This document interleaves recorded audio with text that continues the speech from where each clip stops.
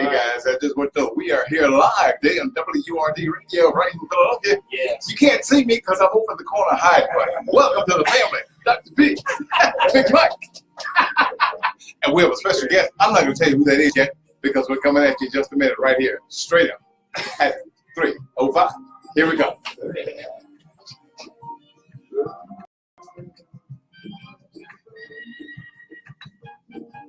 Give me a second, right?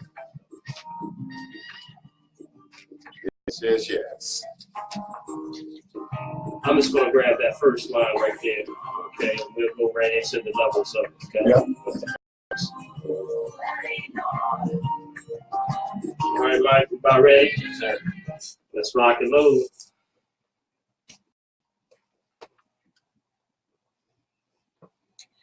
Welcome to the Green Hour on WURD 96.1 FM and also 900 AM on the weekend, sponsored by Solia. I'm your host, Dr. Hopkins. We are here on the air every Sunday from 3 to 4 p.m. You can also find us online at www.900amwurd.com and in the community. Host and health advocate Bill Morgan. Right here. All right. Each week we bring clarity to the conversation about health and environment. We encourage clean living from the inside out. A centerpiece of this is maintaining a healthy lifestyle and getting informed about the connection between good health and what is happening in the world around you. That's right. It includes what you consume, what you wear, what products you use on your body, how you clean your home, what you drive, what you purchase, the decisions you make every day.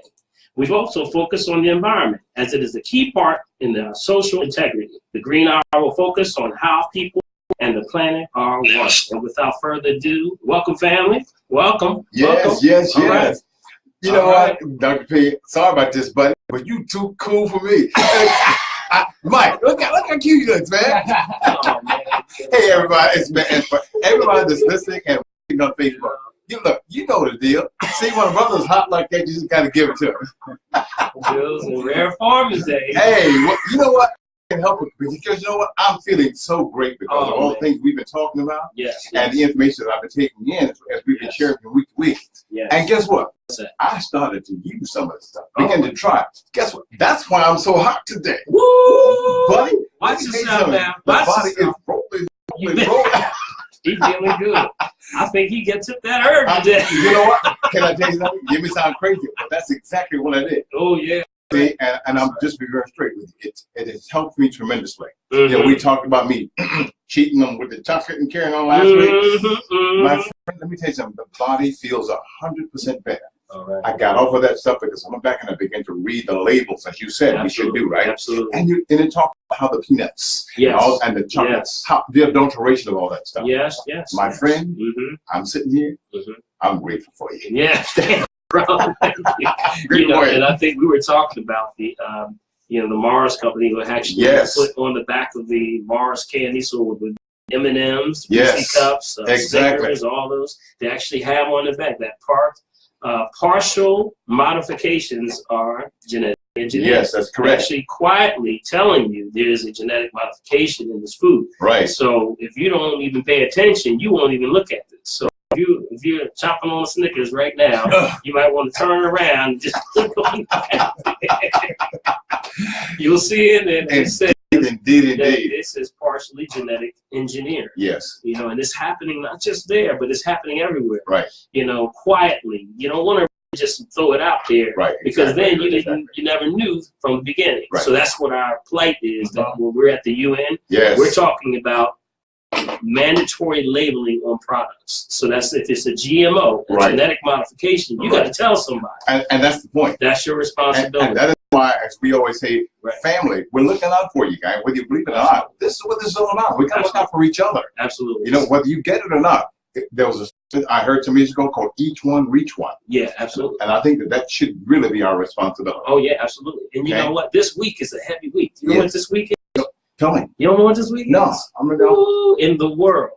This is our week of the General Assembly at the UN. Okay, all right. This is the week that we all go up to the UN.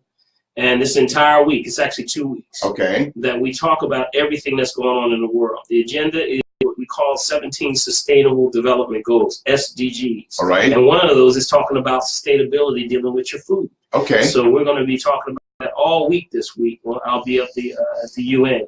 So in and out, we're going to talk about some of the things we're going to talk about today, which is a very key point, and that's nutrition. Okay. And the effects of nutrition. All right. Dealing with defiant behavior.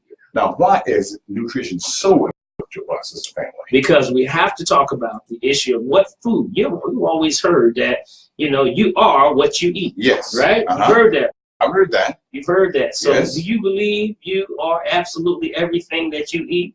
And the energy that's inside of that fruit or vegetable is the same energy it's going to give you. So, yes. Okay. So we go back on that thing called, the scripture talks about life begets life. Life can give you life. Yes. So dead can't bring you life. Dead ain't done nothing but stay dead. Man, right? See, there you go again. You start something. I can help myself. Amen. So you got to stop taking dead foods. Yes. And you got to eat more productive foods. Right, I get which that. In turn will affect the body. Right. Now we're going to talk a little bit today about the effects of what it's doing, which is causing a lot of the issues with defiant behavior, bullying, yes, all those things. Yes, and indeed. You got some stats for us. Yes, I do. I certainly do. As a matter of fact, this short piece, it says, they're talking about how there was a research topic on bullying, which has revealed, listen to this, folks, that a substantial number of young people, youth, who are bullied each year. Even so, a complete understanding of the origins of bullying behaviors remain elusive to us. In the current study, we propose that poor nutrition may constitute an important modifiable risk factor by bullying behaviors during adolescence. I hope you're getting that. And that behavioral sensitivity to nutrition may vary across deviant and non-deviant youth. Folks, we're talking about young people here. Yes, right. These are the ones that are having problems right in the schools, right? Absolutely. And check this now, from data that was employed by, let's say, a U.S. sample of young people, 52%, get this, 52% of males aged 10 to 17 from the year 2009 to 2010 the behavior in schools of those kids, right? Because I get this now, and this is, I guess it takes in the HBSC. That you know what that means. I'm not quite sure what that acronym is, right? But the results reveal that poor nutrition. Now get this, folks. Poor nutrition significantly increases the odds of persistent bullying among youth, and that this relationship is particularly pronounced for non-deviant youth. The findings suggest that efforts to improve the nutrition of non-deviant youth may have the added benefit of reducing their likelihood of engaging in persistent bullying behaviors. So that comes right straight to the point. Right.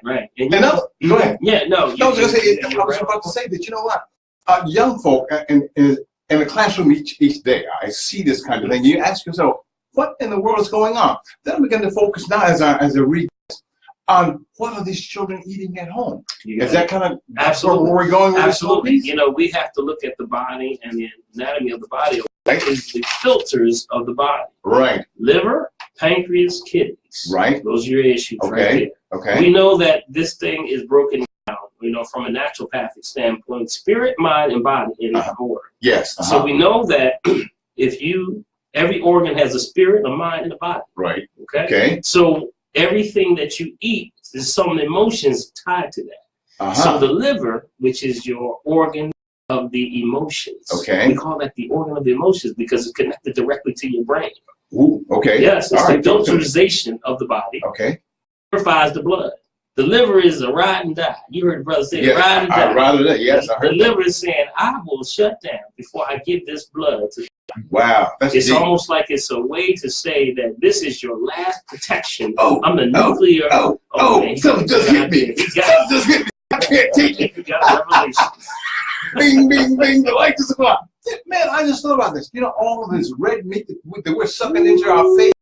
All the injections of hormones going into that meat is being transferred directly to us as we consume that food. Absolutely, absolutely. And if you riding, that bullet is riding and coming right from those steers and whatever right into us. Yeah. And whatever they're feeding the cow here is what you're eating. That's where they started to now manipulate cow into the feed for the cow. Yes. Where mad cow came from. Yes, okay. Literally, it's a form of cannibalism. Okay. Okay, back into it. So what is that doing? Yes, the genetic modification. Right. And when they put it back into the feed, it started to clash with the DNA. Right. So it caused a nutritional defect. I get this. So you know, so the reality, like you say, the dead can't raise the dead. No, dead can't do no good, but stay wow, dead. That's deep. That's really deep. So that goes back into the study dealing with, we have a young youth that the first thing they eat in the morning is potato chips, Doritos, and all those things, the hugs, you know, all these foods that are not giving energy, but stealing energy.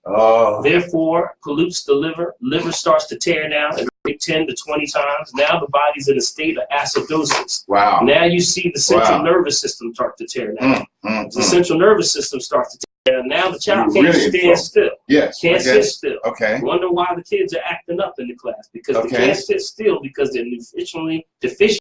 And when you see them sitting around, which they've been, we say, falsely diagnosed as having attention deficit disorder. Right. And I have a comment from right here on Facebook talking about what you were saying, young lady by the name of Linnell Forms, who said that the liver should always be periodically detoxed. Absolutely. You keep saying that. Absolutely. Over and over again. Yeah, it's the nuclear reactor for the body. Right, okay. So if the liver shuts down, that's your last form of defense for the body. That's connected directly to your brain. We call it laws of complementary pairs. Okay, which means you're hooked up directly to your brain. To your brain. Right, your liver's connected. So whenever you want to detox the brain, you detox the liver. Wow. You clean the liver, you clean the brain. Okay. So with that being the case, if you're eating toxic foods, it's only going to affect the way you act. Ooh. Man, see, there you go again. See, wait, Mike, give it a rummy out here, man. But I can't take it. I think I can handle it, though. You know what? Look, this is ride or die time. I'm going to do it no matter what. Because you know what? I want my family to be whole. That's right. And that is what's important to me. That's right. And it's in the knowing. Yes. You know, everything we talk about is in the knowing. Now, there was another study you had. What was that? Yes, as a matter of fact, it talked about the poor quality of nutrition and with childhood, what they call antisocial behavior. Okay, I guess it's a genetically informative analysis. Okay, let me share with you what it says. This comes from criminal justice, right?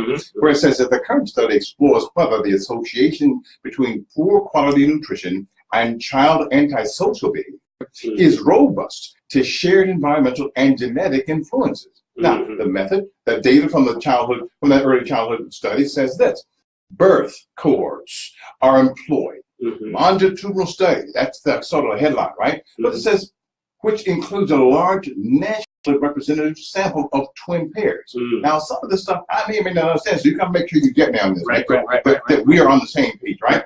The Fries-Faulkner or DF analysis is used to test the current hypothesis, which they see the results is what? The results suggest that extent of antisocial behavior during elementary school after the influence of genes and the shared environment are taken into account.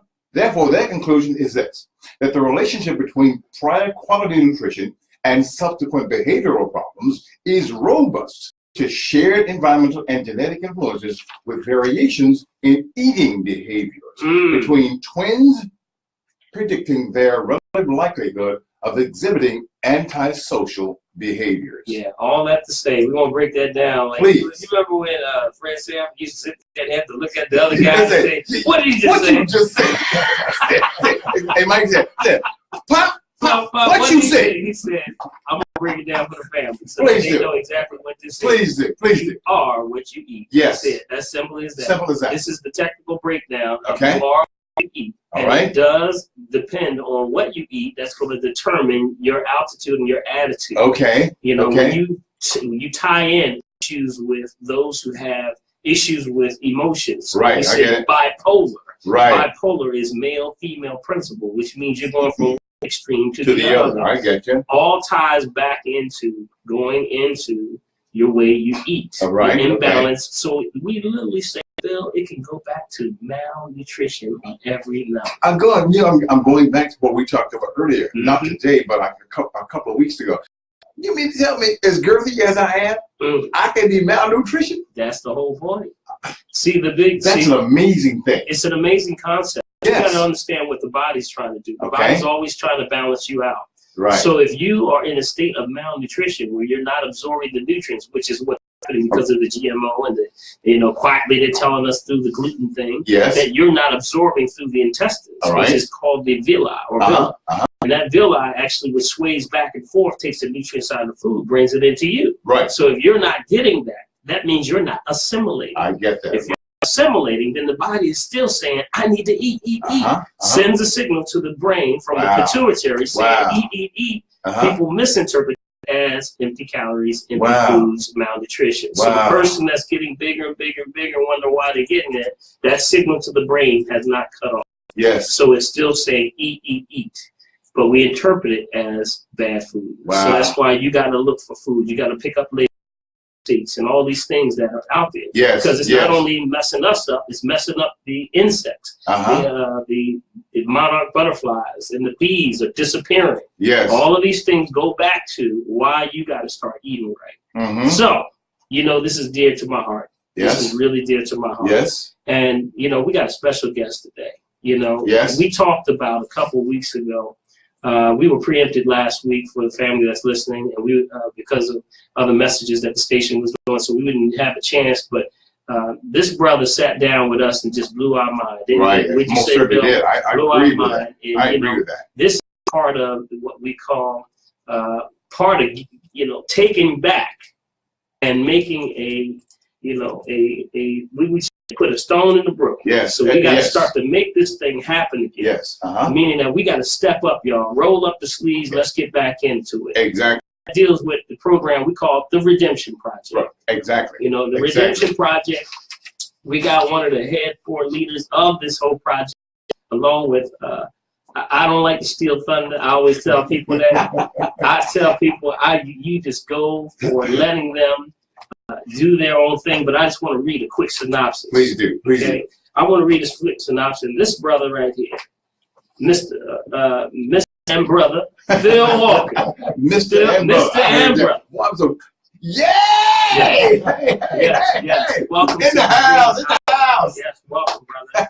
This brother is an accomplished senior level marketing, business development executive, and entrepreneur with over 30 years a record of achievement, including multi-unit franchise, business owning, corporate executive in various Fortune 500 companies. He was a founder of 3 business startups. He's a board member of several nonprofits and members.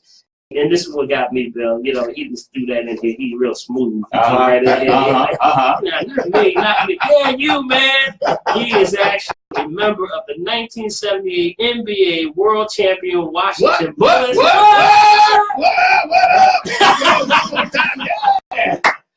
Brother Phil Walker. We were preempted last week for the family that's listening, and we because of other messages that the station was doing, so we didn't have a chance. But this brother sat down with us and just blew our mind. Would you say, Bill? Did. I agree with that. And, I agree with that. This is part of what we call part of taking back and making we would put a stone in the brook. Yes. So we got to start to make this thing happen again. Yes. Meaning that we got to step up, y'all. Roll up the sleeves. Let's get back into it. Exactly. That deals with the program we call the Redemption Project. Right. Exactly. The Redemption Project. We got one of the head 4 leaders of this whole project, along with. I don't like to steal thunder. I always tell people that. I tell people, you just go for letting them do their own thing, but I just want to read a quick synopsis. Please do. Please do. I want to read a quick synopsis. This brother right here, Mr. and brother, Phil Walker. Mr. and brother. Yay! Yes. Welcome in the house. In the house. Yes, welcome, brother. This brother is an accomplished senior level marketing, business development executive, and entrepreneur with over 30 years a record of achievement, including multi-unit franchise, business owning, corporate executive in various Fortune 500 companies. He was a founder of 3 business startups. He's a board member of several nonprofits and members. And this is what got me, Bill. He just do that in here. He's real smooth. Right in here. Not me. Yeah, you, man. He is actually a member of the 1978 NBA World Champion Washington Bullets.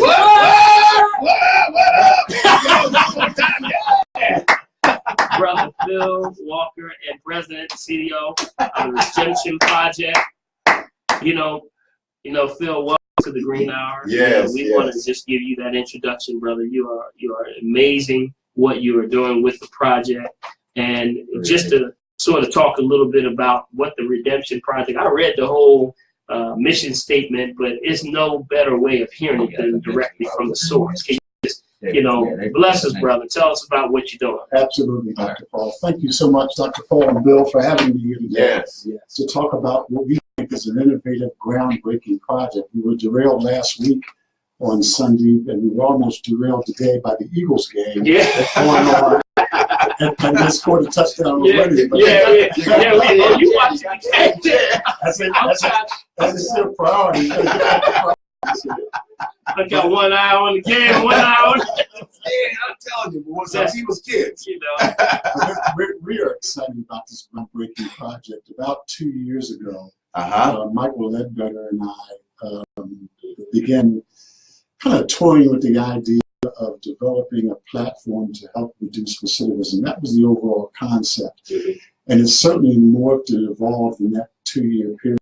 And essentially what it is today, it's an evidence-based program whose mission it is to disrupt the school-to-prison pipeline. Now, what does that mean? Our overall goal is to really provide a comprehensive solution to K-12 schools, to juvenile detention centers, and to correctional facilities around improving behavioral outcomes, reducing recidivism and unemployment, as well as providing what I'll call employment opportunity, training and opportunities out there.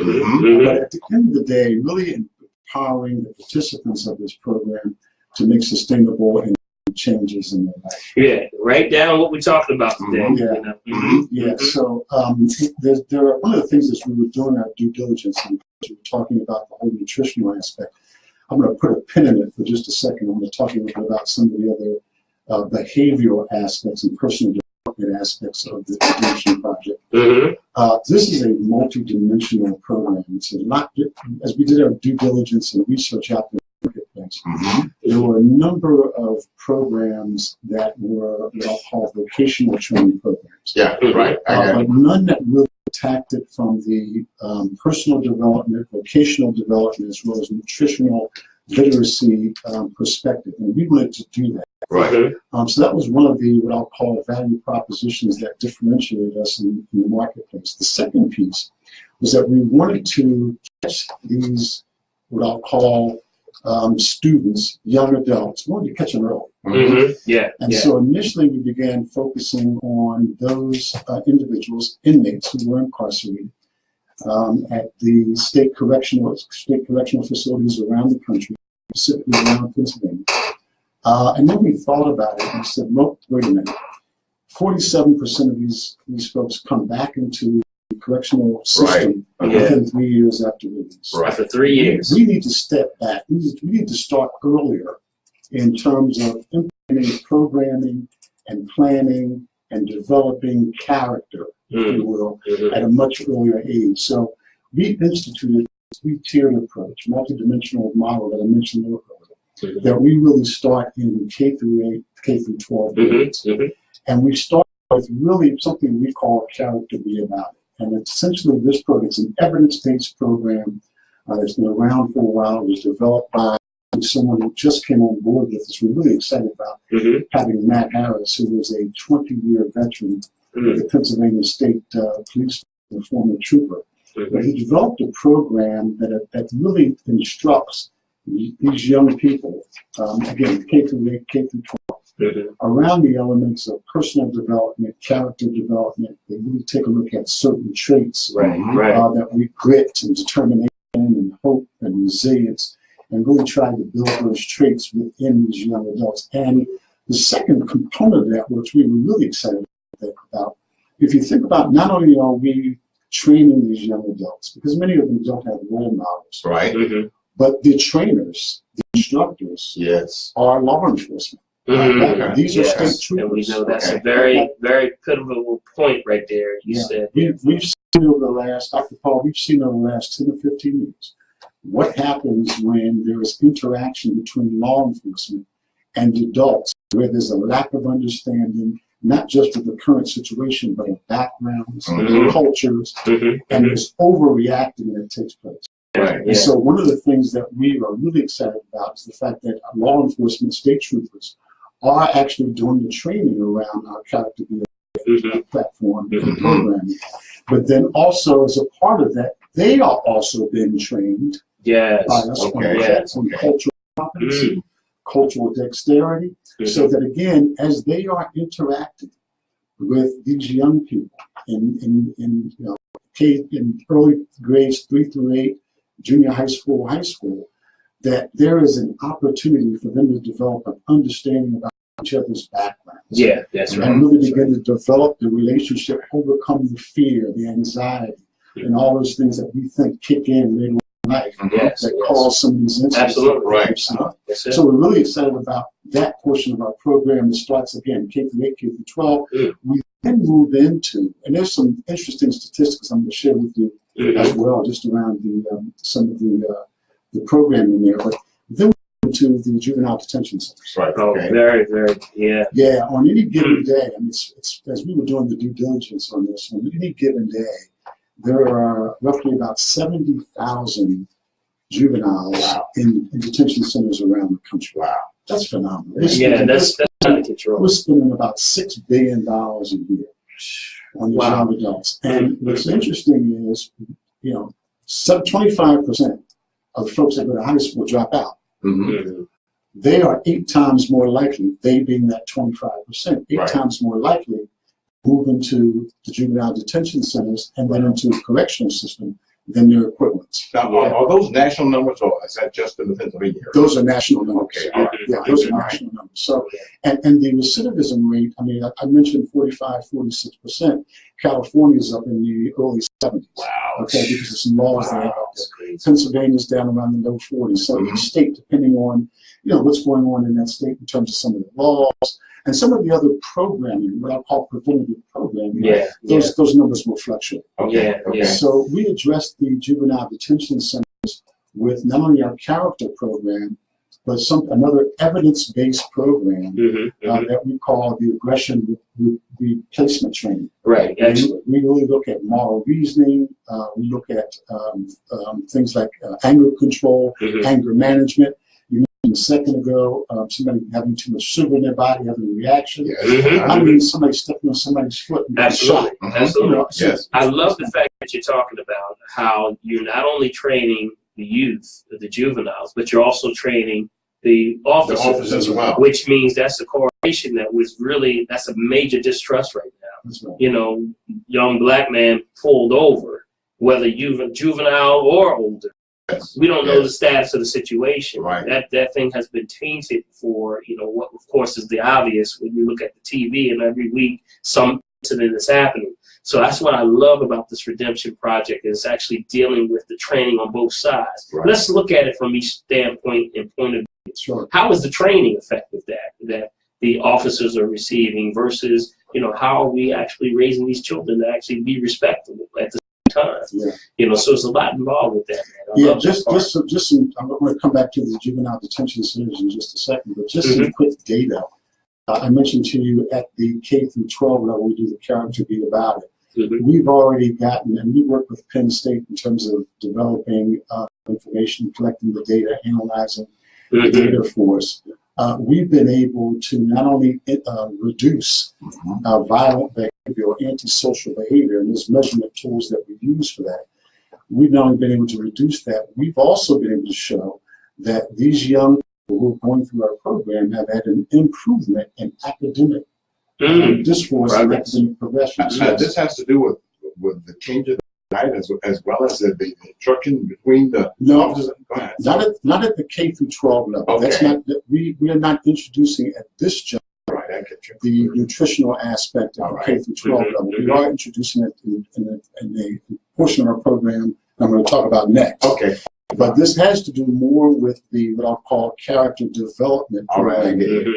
Yes, as well as the cultural dexterity and cultural competency, instruction by the state troopers for the schools. As we move into juvenile detention centers, we have those officials who work at those centers that we train them as well. All of this is a train-the-trainer component. And so around the aggression replacement training, again, evidence-based, we've been able to show a reduction in violent behavior at juvenile detention centers. Excellent. And you know, family, what evidence-based means, it means it works. You know, I've had the pleasure of being a part of evidence-based programs, and that's the key. It makes it work. It actually is a proven program. And that's some of the partners you're saying. Some of the partners, tell us a little bit of some of the partners that are actually involved with the Redemption Project, if I'm not moving too forward. No, not at all. As a matter of fact, you were talking about the evidence-based information and platform.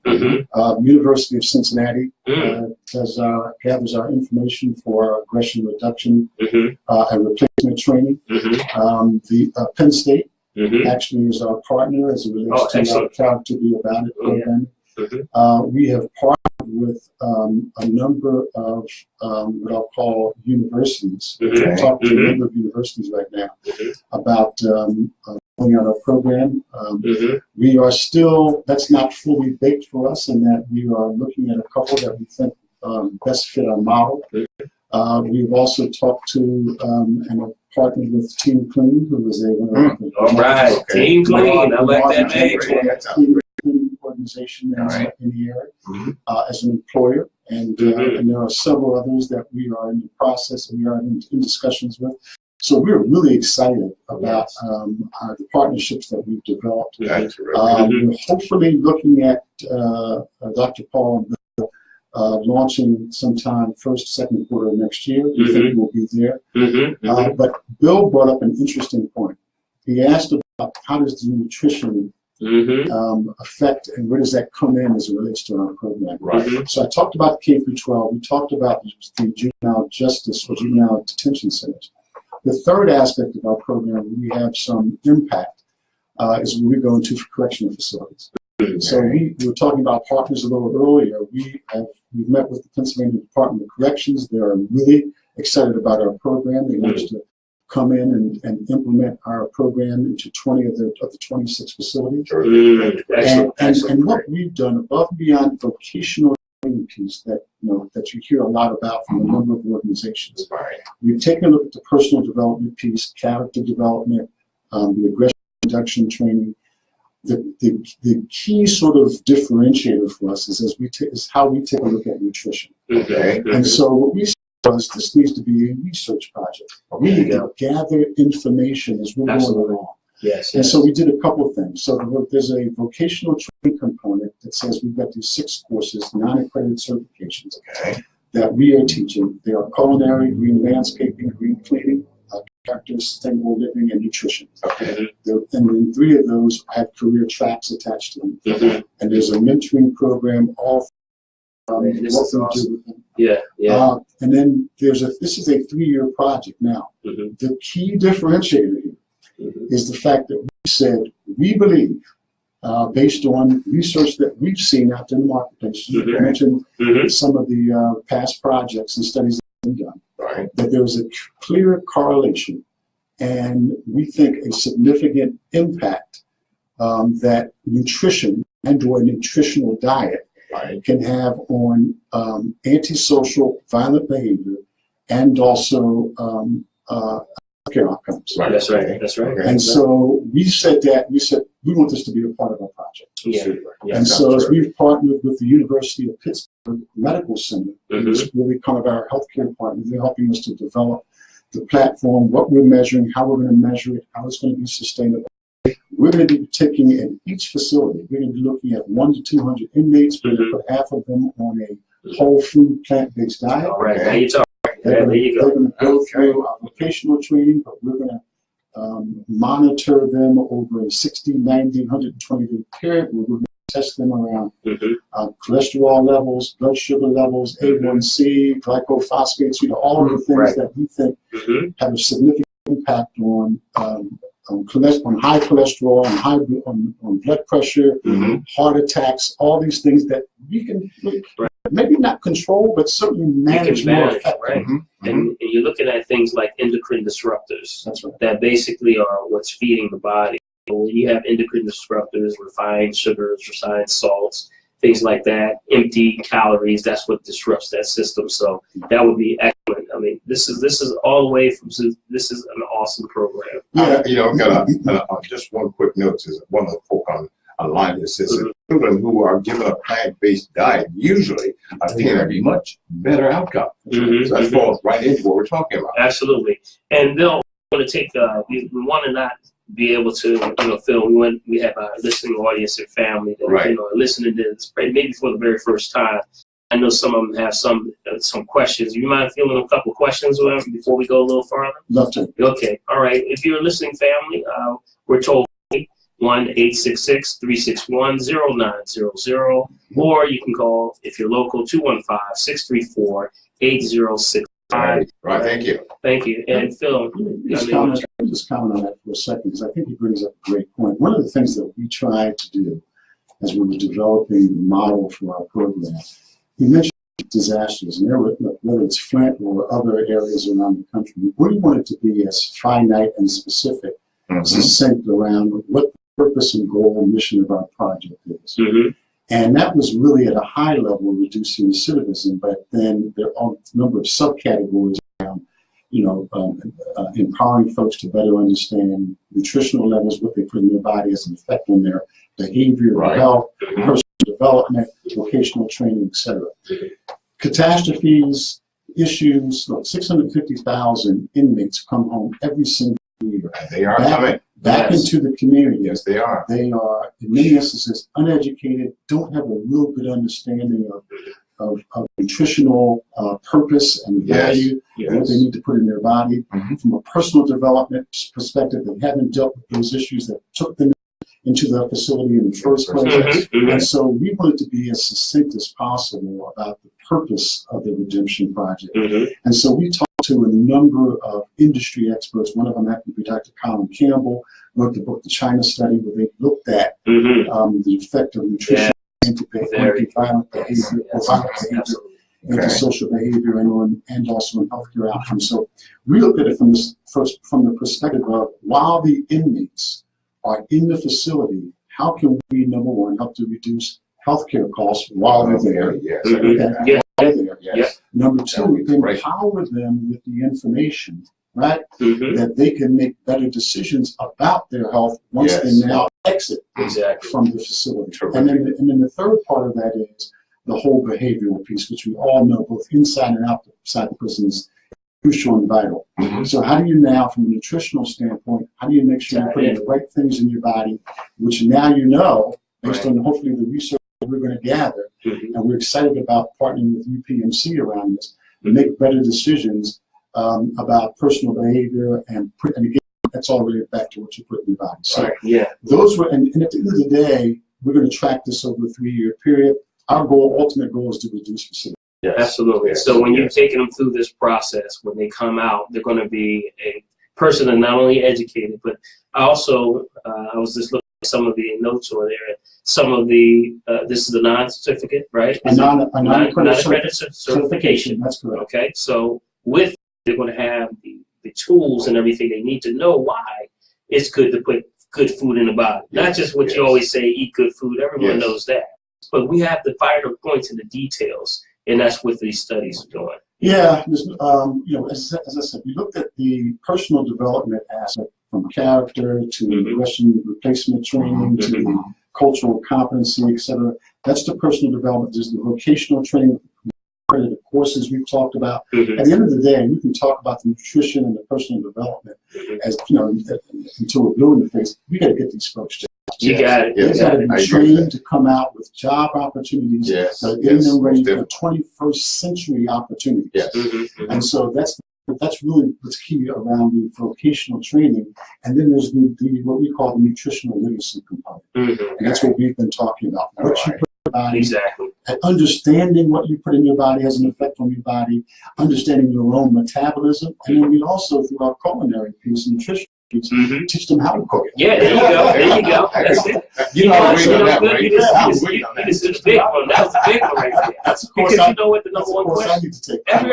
Everybody always says, I don't know what to eat no more. Yeah. And then, we always say it's in the preparation. Yes. It's the preparations of everything. You know, how you prepare the food. A lot of people don't know how to prepare. Yes. But we got some excellent people on there on the culinary staff that's on this advisory board that's going to help us with this whole piece. So this is a dynamite program, Phil. We're excited about it. Yeah, absolutely. We're excited about it. And at the end of the day, hopefully 2 years, 3 years from now, as we continue to gather the data, our intent is to develop a model that is evidence-based that we can now not only take within the Pennsylvania state prisons, but also you got the entire country. But you were also mentioning a second ago, Bill, is this available? Can we implement this at K through 12 schools? Yes, absolutely. Absolutely. Yes, as soon as possible. And the data's got to be there. The analytics have to be there. And so as we go through this, that's all part of the mission that we have as we move forward. Yes. And I mean, there's so many incredible components. This was definitely a mastermind piece. Tell us a little bit, Phil, why you taking on this task. I know the relationship between you and Michael Ledbetter and Laura Lomax, but give us the compassion side. Why is this important? That what is the effect that it's played on your life? Well, I think there's a number of touch points there. Michael and I started out, as I mentioned earlier, 2 years ago, embarking upon this project. It's evolved significantly over that 2 year period. We both have a personal interest around seeing our community improve. And so as we looked at this incarceration system and the effect that it's not only having in the community, but certainly in that community, underserved community, the effect that's had on families. Yes. Okay. Yes. And the number of males that are incarcerated. And not only are they incarcerated, when they're coming home, they're going back within 3 years. Yes. Yes. And then they're getting home and they're reverting back to the same lifestyle they had before. So there was a personal interest from our perspective in terms of what can we do to address this problem, this issue? That was kind of the first part. The second part, we began saying to ourselves, okay, what kind of sustainable model can we put in place that is going to have some significant effect over a period of time? We've seen that there's vocational training out there, through a number of other organizations. There's a lot of personal development. We wanted to have something that was comprehensive, that we could utilize an evidence-based model to support. So at the end of the day, we could look at this and say, we were able to, number one, reduce recidivism by X percentage. We were able to reduce antisocial or violent incidents by X. We were able to improve health care outcomes by Y. And so that was extremely important to us. So as we built the model out, again, multidimensional approach, attacking it from a number of different ways. So personal interest this was our way to kind of give back to the community. Look, we're a part of the community. That's who we are. Absolutely. And I can, we talked last week about evidence-based programming and how it's very, very important that it come from our perspective. Because we have programs that are, they're outcomes, but are the outcomes being reported properly? Or are they being modified, or we say rubber numbers? But it's important that we be the gatekeepers of our own information. So that's why it's important that these studies that are being done, like yourself, Phil, you're on top of this thing. It's a passion piece for you. I just want to thank you so much for your dedication, along with Michael Ledbetter and Laura Lomax and everybody else that's involved. And as for the listening audience, we're going to be bringing through, as the weeks go on, more of those parties that are involved in the making of this redemption project, because it's just that important. Yes, it's that important. Certainly is. It's very important for such a time as this, that we affect this. We break that farm system of incarceration. I know you know this about playing sports, man. That farm system of playing basketball, man, we got to break that system, create another farming system for development. I hear that. How about that? I'll leave you with this, Dr. Bill. One of the things that certainly my athletic background has taught me is that what you put in your body can have a significant impact on your performance. Absolutely. And as a former professional I've seen that and witnessed that firsthand. So I know what that looks like in terms of behaviors. And if we can have some impact around that, that can improve the lives of these folks coming out of incarceration and help them to become productive citizens. Yes. That's what it's all about. That's what we're going to do. And what a powerful thing that you're doing, brother. I want to thank you for coming through to the Green Hour. You know, I want to say, think over here, bro, light skin, don't give me no light skin jokes.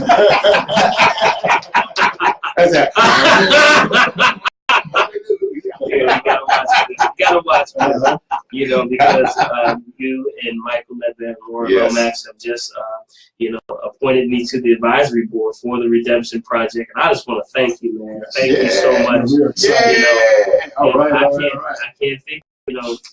I can't think of anything I'm more proud of to be a part of something that is really at a time when it's very well needed to break that, we say, vicious cycle. Indeed. And that's what this program is, the Redemption Project. So name says it all. Yes. And I think that, all that are involved, if you're listening to this on any level of academic, educational, nutrition, everything that Brother Phil here just mentioned, you might want to start making some phone calls and contact us. Hey, listen, get this out, Phil. We have a listener and watcher right here from up in Canada. Yeah. So hey, listen, spread the word, guy, because we're gonna be right here every Sunday from 3 to 4. And if there's anything we can do to help you guys even up in Canada, get for all.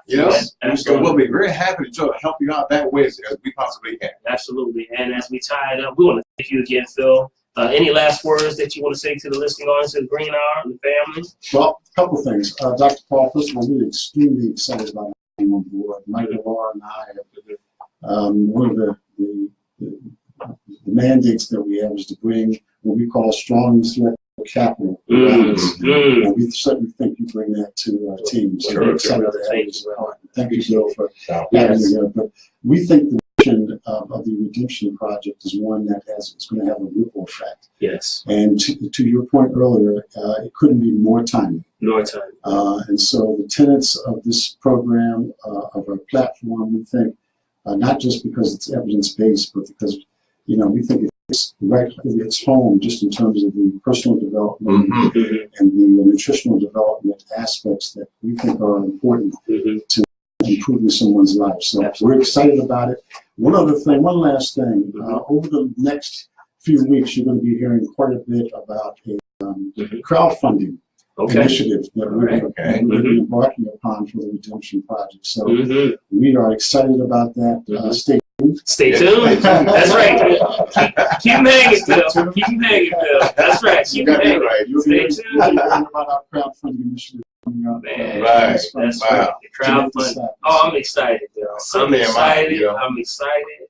I mean, this is right in our wheelhouse of what the Green Hour is all about.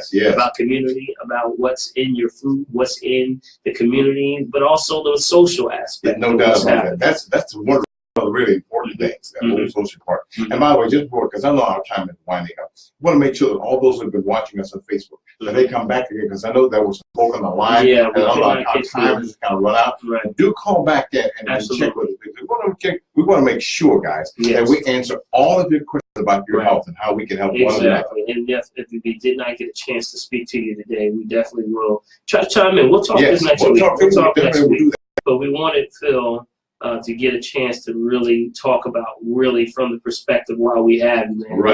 Real evidence, from the session, the ground, the point, one point of what's happening with this program and how it's going to move forward. That's exactly right. So we thank you so much. Now, also, we want to tie this up, man. We got an herb for the day. We got an herb for the day. Yeah. And it's going what? It's going what? Because I forgot. What you talking about? I look up at Mike, and Mike had that gangster look on his head. Mike, Mike didn't take a walk. Mike said, what? Man, we got an herb for the day. And that herb for the day deals with the same thing we're talking about. Okay, we're talking about the things that clean the liver, the pancreas, but also it's for neuron activity. Okay. So it gets the mind right. Good for dementia. Not to diagnose, treat, cure, or prevent anything. Just food for your soul. I got to say that my disclaimer. I got that. But the disclaimer help a brother. head is hot. My head is hot. We got an herb for that. All right, the herb for the day is called Bacopa. Bacopa. B-A-C-O-P-A. Bacopa. Bacopa. Bacopa is an aquatic. It actually is found on land and sea. It's more of a sea vegetable than anything, though. And this herb is good because it actually helps to do things like chelate metals and toxins out of the body by raising this thing called glutathione. Glutathione is what we use when we try to nutritionally extract heavy metals out of the body, toxins, things that are actually causing the body to not be able to produce enough glutathione. And remember, we had a show once before we talked about those who have high testosterone levels, maybe low glutathione. Those who have autism. Absolutely, and it causes the issues when we see autism. We say those who have autism affected by what we recommend. We always say is because of the vaccination shot. Things that we know that if you have low glutathione, you can't extract that out of the body. Right. So that's the most highest natural version of detoxification. Right. Okay. So Bacopa is an excellent one. That's the one for heavy concentration, Bill. Okay. You got heavy concentration? I always got heavy concentration. Helps a brother. Helps a brother rule. Help you think if you're someone you need that liver back in, because remember, liver's connected to the brain, right? It's a brain flush. Right. Okay. It's a herb, or we say vegetable for brain flush. Okay. Bacopa. Bacopa is easily bioavailable, which means it breaks down the system very easily. So you can't overdose on it. That's what I'm trying to say. I get you. Okay. All right. So if you start to do this, man, you might see some strange things happening. You might start remembering some stuff. What you say, boy? Here we go again. What was that? Grandma said, "What? Hush your mouth. Hush your mouth." So that's our herb for today. It's Bacopa. It's a brain booster, and it's also for anything dealing with psychotropic or herbs or people that are taking psychotropics or psychotropic that actually want to redevelop the brain activity and neuron activity and stimulate thought, memory, concentration, all of those good things. So this is a good herb, good one for study. If you're studying, if you're someone who's in school, this is an excellent herb for you. You said something. It's good for the brain folk have been on the psychotropic kind of drug that be taking for all kinds of things. Absolutely. That'll help that. Absolutely. Love to hear that. Absolutely. And also, the last thing, anti-inflammatory. Yes. So it's alkalizing. So it actually reduces inflammation. So it's good for the bones, the joints, the ligaments. All right. It's good for the back. It's good for all that stuff. Yeah, you can't wait to get that. I'm going right now. He said, Doc, you got to close up right now. He said, you got to close up right now. Well, listen, family, we want to thank everyone for listening. You know, here at the Green Hour, we want to thank again our guest, Phil Walker, today. Brother Phil Walker. You know, thank you so much. Thank you so much. You know, you've been an inspiration for us all. Perfect time to be doing this, and Green Hour, what a great place for you to debut this thing, man. So I'm so glad to be a part of this program as on the advisory board, but I'm looking forward to some awesome things. So thank you again. We want to also thank Michael Levin and Laura Lomax, you know, the producers. Also, we want to thank our president and CEO, Sarah Lomax Reeves, and the entire Lomax family for providing this platform for our people. We want to say also, if you're looking for getting in contact with me, Dr. Paul, I can be reached at 215-779-7355. And that's also on the web at www.drpaulers.com. We're also on Facebook, Twitter under Dr. Paul, hashtag Dr. Paul Ers or Dr. Paul and Hopkins. Either way, stay connected, family. We want to keep everybody on point. You know, we have the Natural Women's Class, which is every Wednesday evening at 5430 Pulaski Avenue. The women are showing up, Bill. Oh, all right. We had 80 women one night, man. They showed up. I said, where are you going? I said, come and see you. I ain't got no chance. But it was awesome. What you get for having a blue signal. Oh, yeah. Yes, also, we want to say we got a men's gathering group for men. So The women's group is 6:30, and that's at 5430 Pulaski Avenue. That's Canaan Baptist Church. Yes. Thank you, Reverend Brennan over there. Also, we have the men's gathering every Friday at the Eagles Nest Development Center. That's 501 West King Street. And that's the men's group, 10:30 a.m. to about 1:30 p.m. That's 501 West King Street. And again, if any of these you need to get in contact with me, 215-779-7355 for any assessments. And Bill, I'm trying to get out of here, man. I'm already late, man. We have a function going on. And that's why I got this blue suit. Oh, that's why you don't keep Bill. We got to say, right? This blue suit is because all right, guys. The male chorus. Yeah.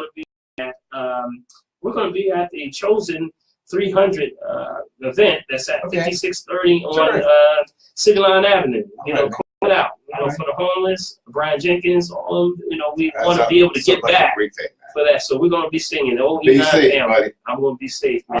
So to the family, lastly, we all say to families, friends, supporters, till next week, remember, if you're breathing, you got a shot.